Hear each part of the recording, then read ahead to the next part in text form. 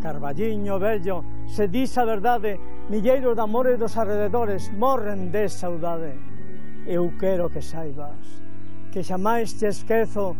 Érase unha vez un lugar onde a luz faláballe a terra, onde as flores non necesitaban protección, onde a musa inspiración dormía plácidamente. Pero existe este lugar de verdade? Pois claro que existe. E aquí tedes arte, tedes cultura, tedes tradición, tedes druidas, tedes os nosos antepasados, a esencia dos nosos ancestros, o paladar dos nosos ancestros. E aquí traballamos co corazón a recuperar a nosa cultura, a nosa tradición, a nosa identidade como galegos, a recuperar as tradicións labregas. Aquí hai todo iso. José, contáronme que a xente que viña de fora quería coñecer as esencias de Galicia, aquí, no voso fogar, é certo? Sí, digamos que cando ven a xente de fora aquí, iso é como se fora unha viaxe ao pasado, a outros tempos, a tempos onde realmente todo tiña pátina, onde as cousas tiñan personalidade, onde a comida ulía, tiña carácter, era realmente, pois, esa identidade a que nos faltaba en Galicia cando nos decidimos abrir este espazo para amosar a xente de aquí, que xa a xente nova que non recordaba iso, a xente maior que o botaba en falta, e tamén a xente que ven de outros países e de outras terras e quere coñecer a nosa realidade, a nosa cultura. Se aquí podedes marchar desconxurados, poden aparecer a Santa Compaña para... Bueno, aquí temos un pouquiño de un pouco para todo, non? Pero eso xa pola noite, non? Si, eso pola noite, si.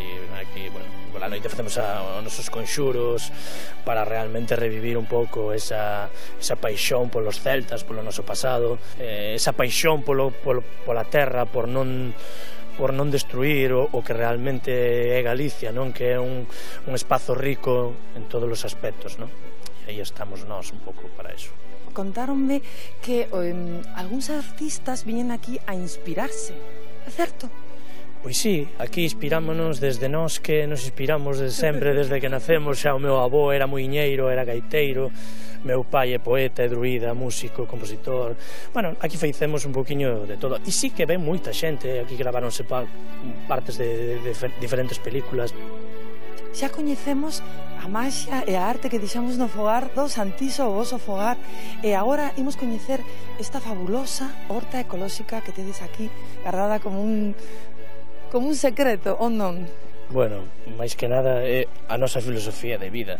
Creemos que na nosa horta, digamos, é onde se transmite a filosofía da terra. É dicir, se non sabemos de onde ven a nosa comida, de onde sai o que comemos, pois creemos que eso non é real, non é vida. Este produto sabe. E ule, que pena que non poida cheirar a xente o que ule este toma. É dicir, isto é a realidade, non? Despois o que se compra por aí é ficción. O que buscamos é tamén que a ecoloxía, digamos, que a natureza pois se conserve, se manteña ben, non? Por exemplo, aquí temos os paneis solares que co-carregamos, temos unha bomba solar, con os paneis solares sacando a auga, e vamos lá automáticamente nós vamos xirando os paneis en función da hora que queremos regar. Entonces, bueno, o sol é o que nos rega, hai que aproveitar a natureza, os recursos que nos dá a natureza, o que nos dá a nai terra, que realmente é como debería ser, non? É dicir, eso é a filosofía de vida que deberíamos ter neste país.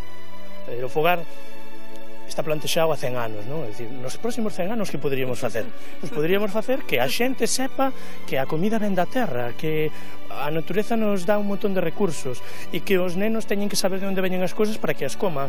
Hai que dicir que veñan máis excursións, máis visitas escolares e de todo tipo de público para coñecer a horta aquí en vivo, en directo, e grazas por facela posible realidade. Sí. Bueno, a ver, máis que veñan aquí, que todo o mundo recupere a horta, que se recupere, realmente que se recupere o rural en Galicia, que é o que buscamos, non? Nos servimos de modelo. Esta noite imos cocer, se non temos barredoiro, coas meigas imos barrer. Que bendecidos sexan os que sofren as injustizas, baseados no egoísmo envexa, ignorancia. Tamén aqueles que ao longo da súa vida expresan o sentir originario da tolerancia, comprensión e amor sincero. Un chopiño polos que tiñan o meigallo e agora você que xa o teñen fora.